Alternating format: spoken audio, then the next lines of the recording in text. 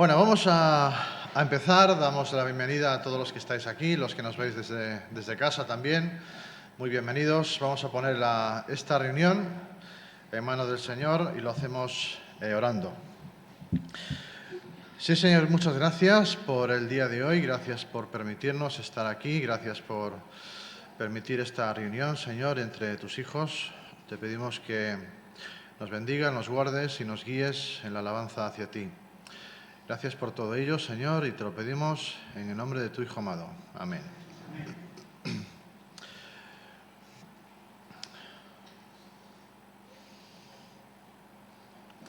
Bueno, cuando uno se va de vacaciones, se va con un plan, ¿no? Uno generalmente, pues tienes un plan.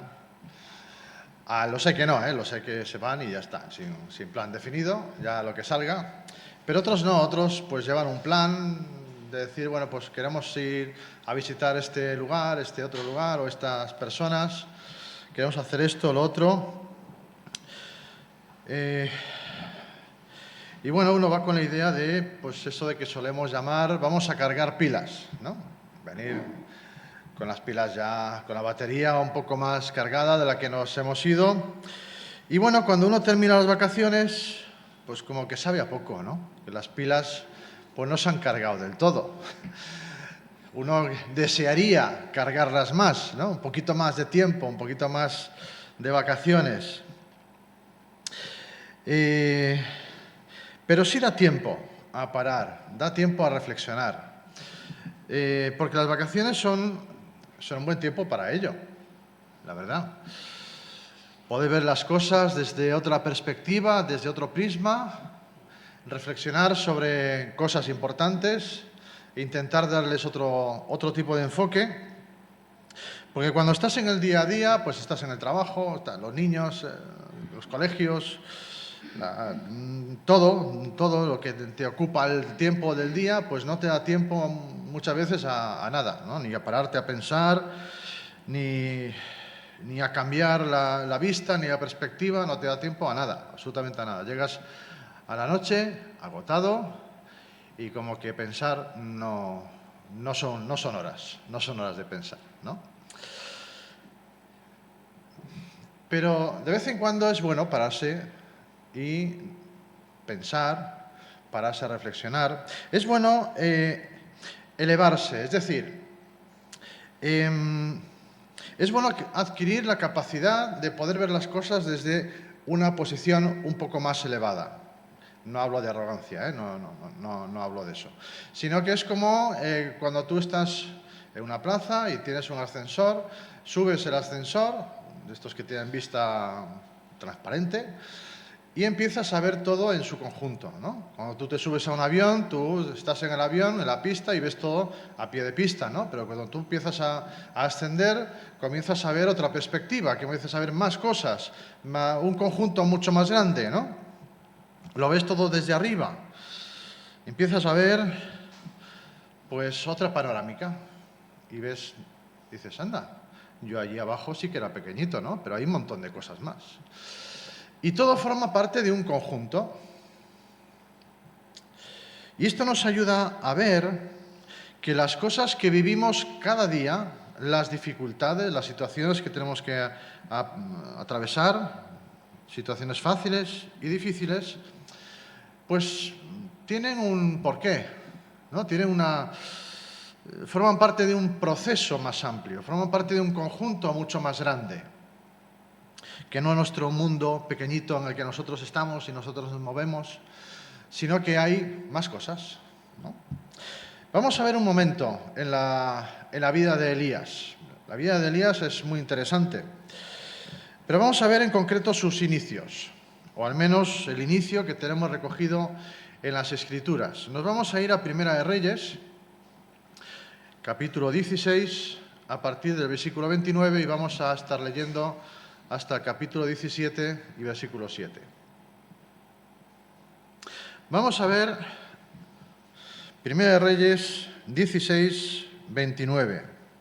Nos dice, Acab, hijo de Omri, comenzó a reinar sobre Israel en el año 38 de Asa, rey de Judá.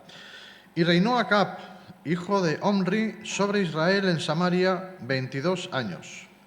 Y Acab, hijo de Omri, hizo lo malo a los ojos del Señor más que todos los que fueron antes que él. Y como si fuera poco el andar en los pecados de Jeroboam, hijo de Nabat, tomó por mujer a Jezabel, hija de Etbaal, rey de los Sidonios, y fue a servir a Baal y lo adoró. Y edificó un altar a Baal en la casa de Baal, que edificó en Samaria. Acab hizo también una asera. Así Acab hizo más para provocar al Señor, Dios de Israel, que todos los reyes de Israel que fueron antes que él. En su tiempo, Hiel de Betel reedificó Jericó.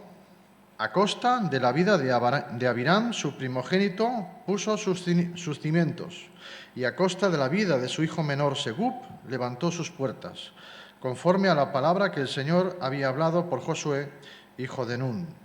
Pasamos al capítulo 17. Entonces Elías Tisbita, que era de los moradores de Galaad, dijo a Acab: «Vive el Señor, Dios de Israel, delante de quien estoy o a quien sirvo, que ciertamente no habrá rocío ni lluvia en estos años, sino por la palabra de mi boca». Y vino a Elías la palabra del Señor diciendo: «Sal de aquí y dirígete hacia el oriente, y escóndete junto al arroyo de Kerit, que está al oriente del Jordán. Y beberás del arroyo, y he ordenado a los cuervos que te sustenten allí». Él fue e hizo conforme a la palabra del Señor, pues fue y habitó junto al arroyo Kerit, que está al oriente del Jordán. Y los cuervos le traían pan y carne por la mañana, y pan y carne al atardecer, y bebía del arroyo. Y sucedió que después de algún tiempo el arroyo se secó, porque no había caído lluvia en la tierra. Hasta aquí. Bueno, el fragmento que hemos leído en el capítulo 16 nos describe la situación, nos pone un poco en contexto de lo que estaba ocurriendo en Israel bajo el reinado de Acab y su esposa Jezabel. Después de Salomón hubo una división en Israel entre los dos reinos. Se establecieron el reino de Israel del norte y el sur de Judá. Y el reino del norte estuvo gobernado por una serie de reyes malos, malvados, que llevaron al pueblo a dejar de adorar a Dios y adorar a otros dioses. Después de esta serie de reyes aparece este hombre, Acab. Nos dice versículo 30 que Acab, hijo de Omri, hizo lo malo a los ojos del Señor más que todos los anteriores, los que fueron antes que él. Fue más malo que su padre y que todos los que reinaron antes que él. Su maldad era muchísima. Y nos dice el texto que, si eso fuera poco, se casó con una mujer tremendamente perversa, Jezabel, la hija del rey de Sidón, seguramente un matrimonio estratégico para tener más poder militar, ¿no?, con el padre de Jezabel. Jezabel era una mujer a la altura de Acab, era en tal para cual. Jezabel promocionó y obligó a la gente a adorar a Baal. No es que lo propusiera, sino que obligaba a las personas a inclinarse ante Baal. Baal significa Dios y dueño. Y este Baal era el dios del clima, el dios de la lluvia, y era el que hacía, según los que creían ellos, que los cultivos fueran buenos, que la lluvia apareciera en el tiempo adecuado. Los que adoraban a Baal participaban en un ritual de fornicación sagrada en el templo, ¿no? Y en ocasiones el pueblo ofrecía también a sus hijos como holocaustos a Baal. Este dato es importante por algo que vamos a ver justo después en el texto. Vamos a quedarnos con estos dos datos. Baal era el dios de la lluvia y que ofrecían a sus hijos en holocausto. Jezabel ordena aniquilar a los profetas de Dios, y en el capítulo 18 se nos dice que Abdías, el gobernador del palacio del rey Acab, la persona de confianza de Acab, escondió a 100 profetas en una cueva para salvarlos, porque Abdías servía a Dios y no a Baal. querían borrar cualquier manifestación de adoración a Dios, borrarla, que desapareciera. Construyeron también una asera, es decir, una diosa. Esta diosa se creía que Asera era la hermana de Baal en su divinidad. Se tallaba en un trozo de madera y era la diosa de la fertilidad. Y era adorada con una práctica de prostitución sagrada. Todo era muy sagrado, como veis, ¿no?, en las prácticas. También se nos dice que Hiel de Betel reedificó Jericó, nos dice en el versículo 34. 500 años antes de esto, Dios dio la victoria a Israel sobre la ciudad de Jericó. Y en ese momento Josué dijo lo siguiente, lo tenemos en el libro de Josué 6:26, dice: maldito sea en la presencia del Señor el que se atreva a reconstruir esta ciudad, que eche los cimientos a costa de su hijo mayor, de la vida de su hijo mayor, y que ponga las puertas a costa de la vida de su hijo menor. Esto es una maldición que Dios hace a través de Josué. Y ahora, 500 años después, cuando creían que Dios estaba apartado, cuando habían echado a Dios de la sociedad, lo habían arrinconado, la gente hacía lo que le daba la gana. Tenemos el versículo 34 del 16 de Primera de Reyes, que nos dice que en su tiempo Hiel de Betel reedificó Jericó a costa de la vida de Abiram, su hijo mayor. Puso sus cimientos. Y a costa de la vida de su hijo pequeño, Segub, levantó sus puertas, conforme a lo que el Señor había dicho a través de Josué. Algunas excavaciones arqueológicas descubrieron evidencia de una práctica en los tiempos antiguos en la Biblia que se podría traducir como sacrificios de cimientos. Interesante, ¿no?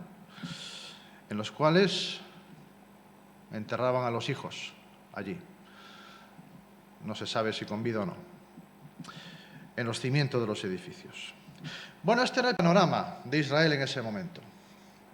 Una sociedad que vivía alejada de Dios, que no quería saber nada, que se entregaba absolutamente a cualquier cosa que no tuviera nada que ver con Dios, cualquier cosa que les ofreciera cierto placer y que también les ofreciera cierto control sobre los demás, ¿no?, que es lo que emanan de este tipo de religiones. Pero este era el panorama.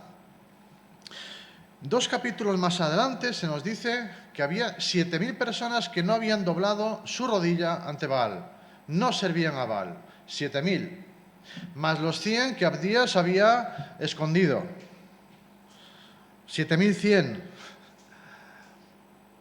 Ante toda una inmensidad, ante toda una sociedad, ante todo un pueblo, 7.100 personas que seguían fielmente a Dios ante una sociedad que se había apartado de Dios.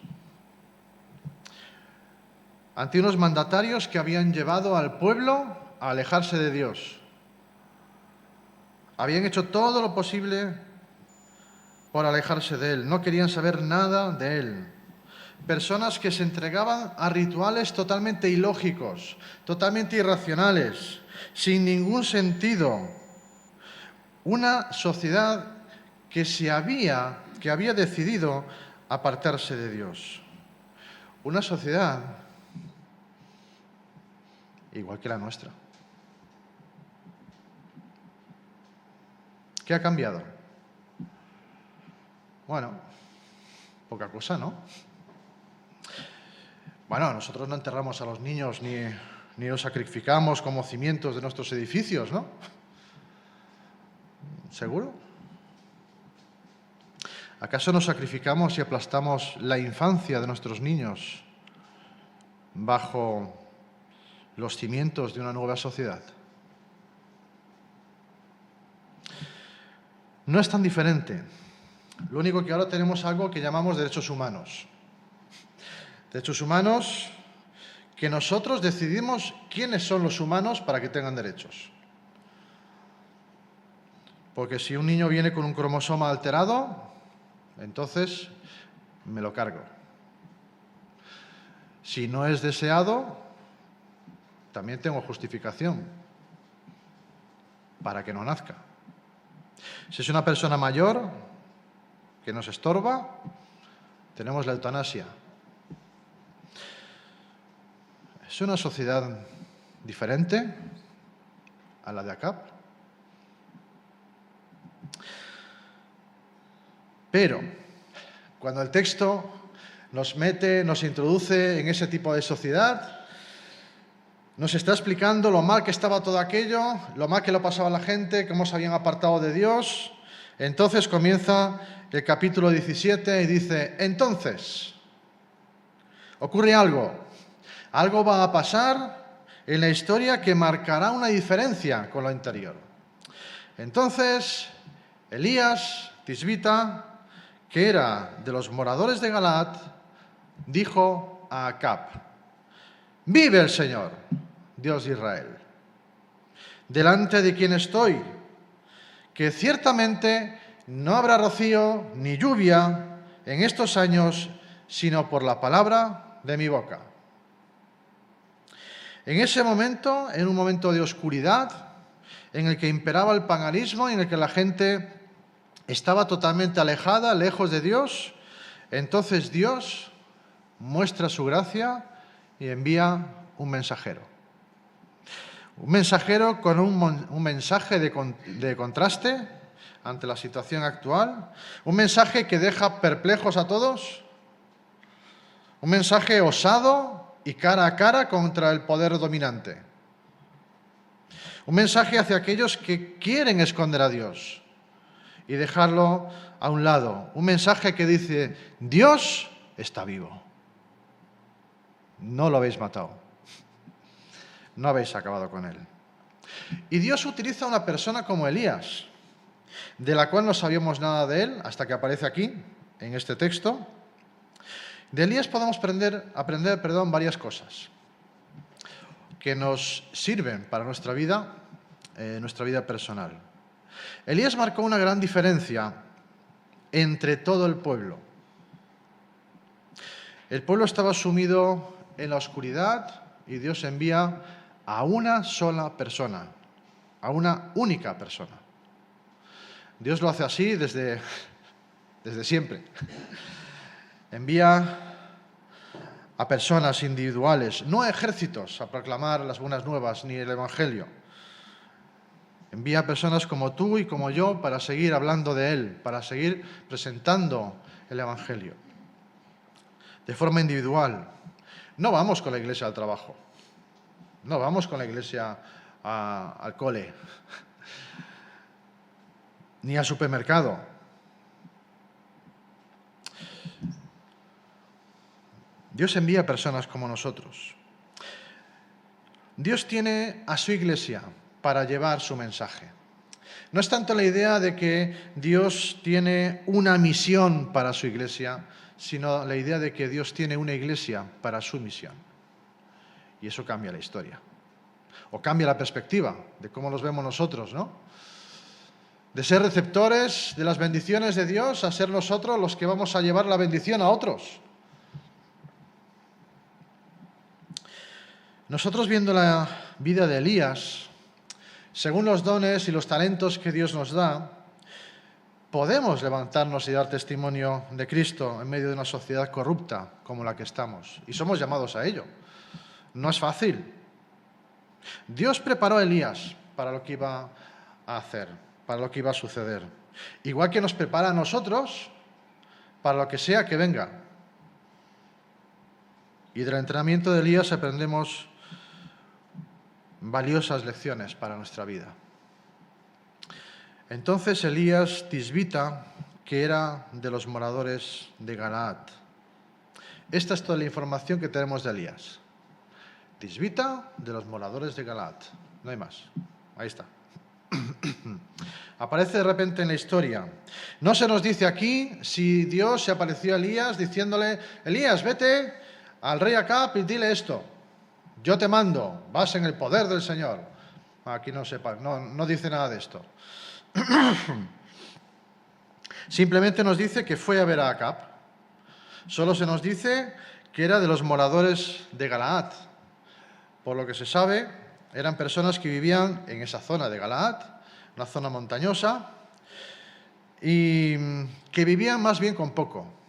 Y vivían de los rebaños, eran pastores, la mayoría de ellos, ¿no? Eran personas fuertes, rudas, acostumbradas al trabajo duro. El nombre de Elías significa Yahvé es mi Dios. Yahvé es mi Dios. Y en medio de una sociedad que había adoptado otros dioses, el nombre de Elías, pues es toda una declaración de intenciones, ¿no? Que el Señor envía a Elías, que significa Yahvé es mi Dios, a decirle a toda una sociedad que había apartado a Dios cuál es el significado del nombre de Elías y cuál es el mensaje. Yahvé es mi Dios. Podemos deducir, aunque el texto no lo dice, que los padres de Elías que le pusieron el nombre sabían lo que estaban haciendo, el nombre que estaban poniendo, ¿no?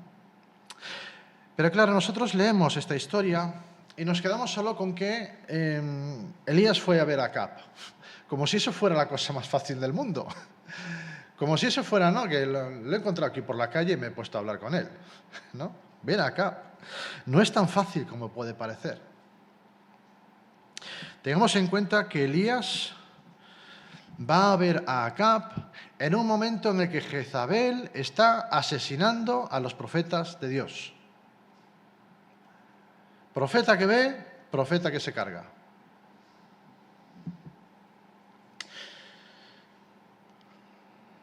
Y aún así, va. Si Elías se manifestaba como seguidor de Yahvé, lo más probable era que no saliera vivo de allí. Era lo más probable. Y lo sabía, eso él lo sabía. Y lo primero que le dice Elías a Acab es: vive el Señor. El Señor, el que no está muerto, vive. No está muerto como pretendes. Que es Dios de Israel, no Baal. Yahvé es Dios de Israel, a quien yo sirvo, aunque tú nos obligues al pueblo a adorar a Baal. Hay que tener valor, ¿eh? Hay que tener valor. Pero el valor no fue algo que viniera de Elías. Tenemos en otro lugar de la Escritura algo acerca de Elías que nos aclara algo a este aspecto. En Santiago 5, 17, nos dice lo siguiente: Elías era un hombre de pasiones semejantes a las nuestras y oró fervientemente para que no lloviera. Y no llovió sobre la tierra por 3 años y 6 meses. El arma secreta de Elías era su comunicación directa y constante con Dios. Elías no era un superhombre, no tenía superpoderes. Santiago se aclara de aclarárnoslo. Era un hombre como cualquier otra persona, como tú o como yo, que tenía las mismas debilidades que tú y yo podemos tener. Pero oró fervientemente para que no lloviera. Y no llovió 3 años y 6 meses. Elías le estaba diciendo a Acab: te voy a demostrar que el Dios al que tú odias, al que quieres apartar, es mucho más poderoso que Baal. Baal es el Dios de la lluvia, ¿verdad? Vale. Pues el Dios al que yo sirvo hará que deje de llover. Y no volverá a hacerlo hasta que yo lo diga. Voy a demostrar que Yahvé, a quien yo sirvo, es el dueño absoluto de todo. Y vais a tener la oportunidad de volveros a él. El hecho de que Elías esté diciendo esto a Acab es una muestra de gracia y de misericordia de parte de Dios hacia su pueblo. les va a recordar que el dueño es él, no Baal. Las probabilidades de que Elías saliera con vida de la presencia de Acab eran nulas. Elías sabía que iba, pero que no iba a volver. Y aún así fue. Elías tenía una fortaleza, la oración. Y Dios le estaba preparando para depender total y absolutamente de él. De hecho, si vemos lo que Dios hizo a través de Elías, es evidente que Elías aprendió a depender totalmente de él, de Dios, sin reserva alguna. Bueno, ¿y por qué? Una pregunta que surge. ¿Por qué Elías ora por esto? ¿Por qué Elías ora para que no llueva? No sé. También le iba a afectar la sequía a Elías, ¿no? Si no llueve, habrá sequía, pero para todo el mundo.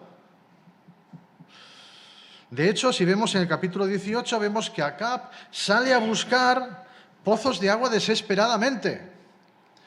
Sale él y sale todo su séquito a buscar por toda la tierra pozos de agua, restos de agua. Estaban desesperados para salvar algún animal para después poder comer. Todos sufrieron la sequía. Entonces, ¿por qué orar de esta manera? Sería mejor para Elías otro tipo de oración en la que preservara su propia vida, ¿no? Una oración con condiciones. Bueno, Señor, que no llueva allí donde están ellos. Pero hombre, aquí estoy yo o los míos en las montañas de Galaad, que llueva. Que ahí tenemos rebaños y ahí tenemos la vida hecha. Que llueva por allí. Aquí los buenos que te seguimos, aquí sí que llueva, que llueva. Oramos con condiciones. ¿Nos suenan estas oraciones? Se parece mucho a algunas de las nuestras. Aunque no lo expresemos así, nosotros solemos orar con condiciones. Y sin embargo, Elías no lo hizo. La cuestión de Elías era que la gloria de Dios iba primero. Y lo sabía porque estaba en contacto con Dios, de forma constante. Y dependía totalmente de Dios. La secuencia de los acontecimientos que vemos en el relato nos lo deja claro. Dios no le cuenta todo el plan a Elías. Dios lo va llevando poco a poco. Y eso hace obligatoriamente que Elías dependa totalmente de Dios a cada paso. Porque todo en esta historia es sobrenatural, absolutamente todo. Incluso el mensaje es sobrenatural. Porque uno no se dirige de esta manera al rey, ¿no? Imagínate que tienes que ir a ver a alguien muy poderoso y le tienes que decir algo que sabes que no le va a gustar, que está haciendo mal las cosas. Y dices, bueno, la diplomacia existe para algo, ¿no? Ser diplomáticos, saber hablar, decir las cosas, ¿no? No ser ofensivo con la otra persona. Pero yo creo que Elías no fue al cole ese día, cuando lo explicaron. No hay diplomacia. Hay un mensaje directo, sin rodeos y sin anestesia, sin paños calientes. Vive Yahvé, Dios de Israel, a quien sirvo. El Señor es el soberano, no tú, ni mucho menos Baal. Dios es real, está vivo, no es un trozo de madera. Vive Yahvé, mi Dios está vivo, tus dioses no lo están. Esta declaración valiente de Elías tiene su base en saber que el Dios de Israel, aquel a quien él servía, era infinitamente mayor que Acab, Jezabel o cualquiera. Y él era un siervo de ese Dios. Y el mensaje era que no habría lluvia. Si te paras a pensar, eso era terrible para la gente. Sin cultivos, en una sociedad agraria, sin agua, en una sociedad ganadera, sin carne, sin leche, sin cereales. Pero el problema no iba a ser solo la falta de agua. sino que todo aquello sobre lo que habían fundado su sociedad, Baal, el dios de la lluvia, se iba a caer. Porque iba a dejar de llover y Baal se volvería inútil, totalmente inútil. Por lo tanto, Acab y Jezabel quedarían como unos mentirosos también. La sociedad tendría que comenzar a preguntarse si Baal realmente era el que mandaba la lluvia o no. ¿O había alguien mayor? Bueno, Elías sale de allí con vida, lo cual es un milagro. Sin un plan de huida, pero Dios le dice que él sí tiene un plan. Así que Dios envía a Elías a un arroyo, al arroyo de Kerib. Era una zona inhóspita, una zona sin comida, y le dice que se esconda allí.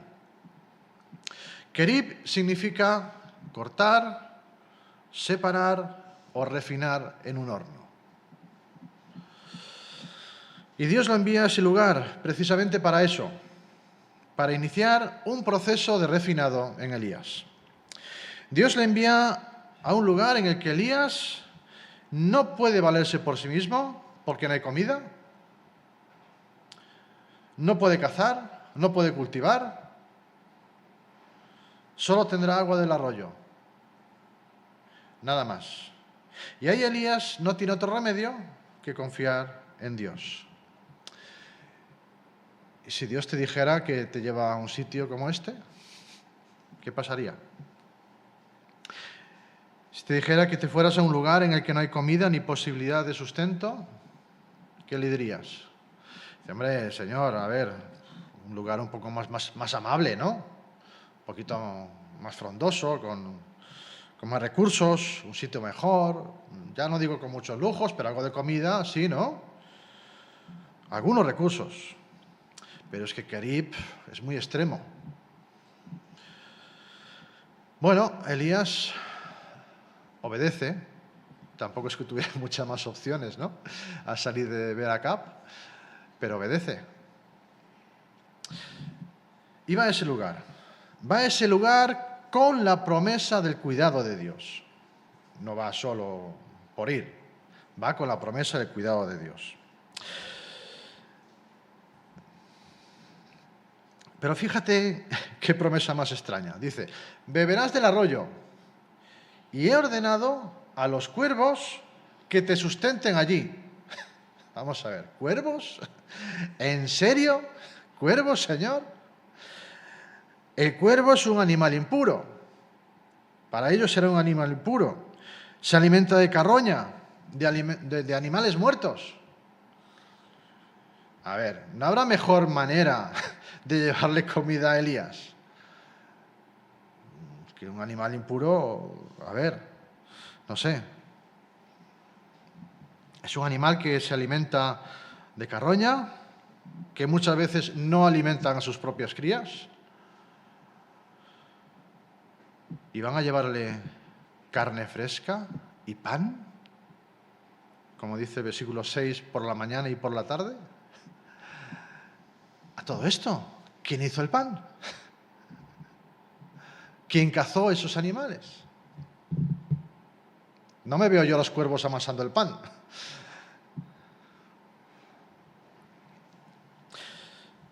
Bueno, Elías tenía agua del arroyo y carne y pan que le traían los cuervos.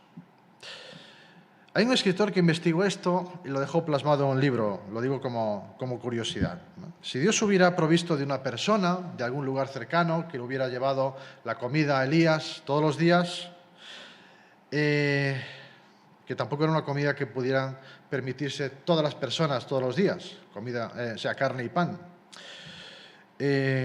habría levantado sospechas. Pero ¿quién se fijaría en los cuervos?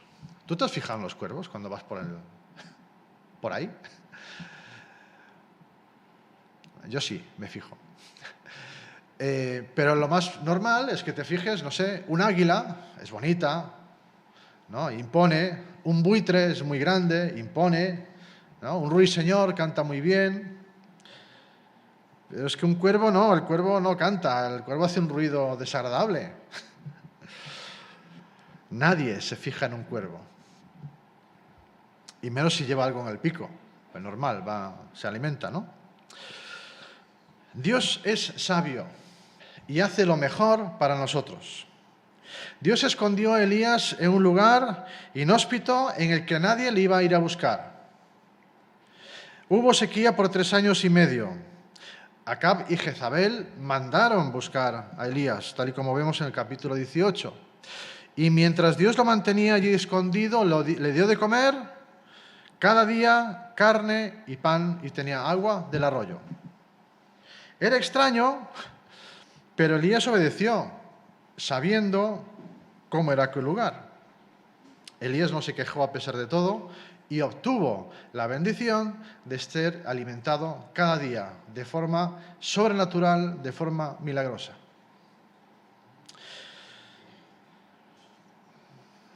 Obedecer nos cuesta mucho, ¿verdad? Pero tenemos un aviso en 1 Samuel 15:22 en el que Samuel le dice a Saúl: ¿qué le agrada más al Señor, que se le ofrezcan holocaustos y sacrificios o que se obedezca lo que Él dice? El obedecer vale más que el sacrificio y el prestar atención más que la grasa de los carneros.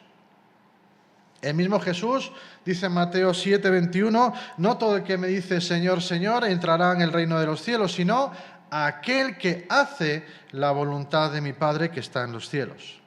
Y Dios cumplió lo que le prometió a Elías, lo cuidó cada día, nunca le faltó comida. Las aves venían fielmente 2 veces al día para proveer comida, pero, versículo 7, el arroyo se secó. Vaya, pero hombre, a ver, ¿no estaba Dios cuidando de Elías también? Lo estaba cuidando así, le traía pan y carne de manera sobrenatural. ¿Por qué dejó entonces Dios que el arroyo se secara?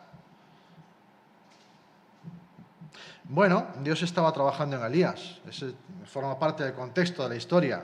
Dios trabajando en la vida de Elías, preparándole, ¿no?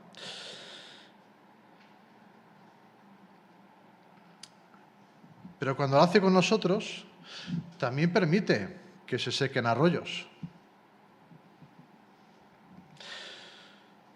Nada es estable, nada dura para siempre, porque forma parte del mismo mundo que rechaza también a Dios de manera continua. Tuvo que ser duro para Elías ver cómo se iba secando ese arroyo poco a poco. Fue menguando la cantidad de agua, primero venía el arroyo pues, con agua y después poco a poco se fue secando. Es la vida misma, ¿no? Hoy tenemos trabajo, mañana no. Hoy tenemos salud, mañana no. Hoy tenemos a las personas queridas con nosotros, mañana no. Hoy tenemos amigos, mañana no. El mismo Elías sintió en carne propia la sequía que él mismo había anunciado. Dios no solo permite que pasemos por situaciones difíciles para darnos cuenta de lo transitorio de esta vida, sino para que aprendamos a descansar en Él y no en los beneficios que Él nos da. Nos encanta recibir cosas de Dios, sus bendiciones, sus milagros, pero nos cuesta mucho pasar por el proceso que lleva a recibir después esas bendiciones. No nos gusta pasar por el proceso que conlleva obediencia. Una obediencia que a veces duele porque nos rompe nuestro orgullo, nuestra autosuficiencia. Pero es un proceso necesario porque forma parte de su voluntad para nosotros. En todo proceso por el que Dios nos haga pasar, jamás estamos solos. Nunca lo vamos a estar. Siempre estaremos provistos de agua, de carne, de pan. Tendremos algunos cuervos que nos traigan cosas. Siempre Dios va a proveer. Y lo hará de una forma totalmente increíble, a veces fuera de toda lógica, fuera de toda racionalidad. Por eso sabremos que forma parte del plan de Dios y que viene de Él. Elías no fue llevado a un gran río, sino a un arroyo pequeño.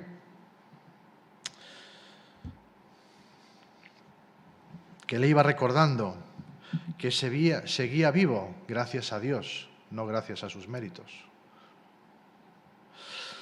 Nosotros también necesitamos que de vez en cuando se nos recuerde que dependemos constantemente de Dios. Cuando el arroyo se seca, Dios nos muestra otra salida. Nos va a mostrar otra, nos dará más fe para verle a Él en medio de esa situación. Y eso nos llevará a darle gloria. Cuando a Jesús le dijeron que Lázaro estaba enfermo, esperó unos cuantos días a ir. Y cuando llegó sus hermanas, las hermanas de Lázaro, le dijeron: ¿por qué no viniste antes? Si vinieras, no estaría muerto. Y Jesús le respondió: si crees, verás la gloria de Dios. Y Jesús entonces resucitó a Lázaro.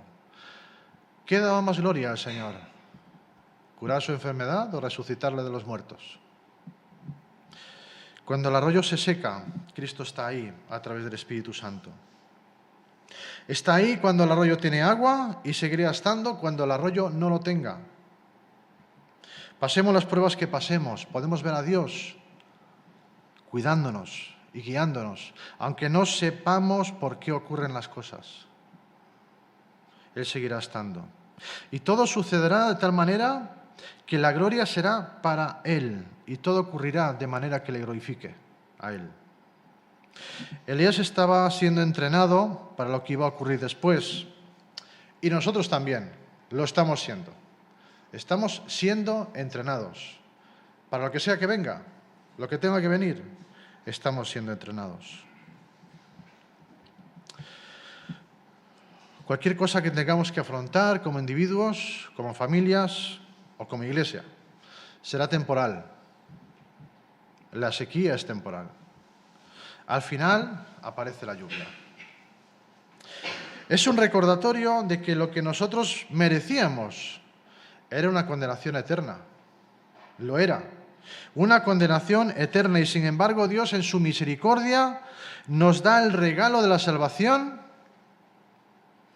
y la vida eterna a través de Jesucristo. Es necesario que como cristianos pongamos en perspectiva eterna aquello que nos sucede, aquello que nos ocurre. Sabemos que tenemos una vida mejor con nuestro Señor Jesucristo. Y si en tu vida todavía no tienes a Cristo como tu Señor, entonces no tienes esperanza. La esperanza está en Jesucristo. Si la aceptas como tu Señor y Salvador y te arrepientes de tus pecados, entonces recibirás vida. Una vida que va más allá de esta vida física. Todos pasamos por procesos. La diferencia está en saber que esos procesos tienen una finalidad. Y los que tenemos a Cristo en nuestro corazón y el Espíritu Santo, tenemos y sabemos que esos procesos tienen como fin prepararnos, moldearnos, hacernos como Dios quiere que seamos, ser útiles en sus manos para su gloria. Dios es fiel. El Dios de Elías es el mismo que el nuestro y Él vive, no ha cambiado. Si cuidó a Elías, también lo hará con nosotros. Dios hizo cosas grandes, increíbles con Elías. Lo preparó para mostrar a su pueblo quién era ese Dios, mucho más grande que Baal. Estamos en tiempos de oscuridad y es el momento oportuno para que la luz de Cristo brille en esta sociedad a través de nosotros. Sigamos adelante y a Dios sea la gloria.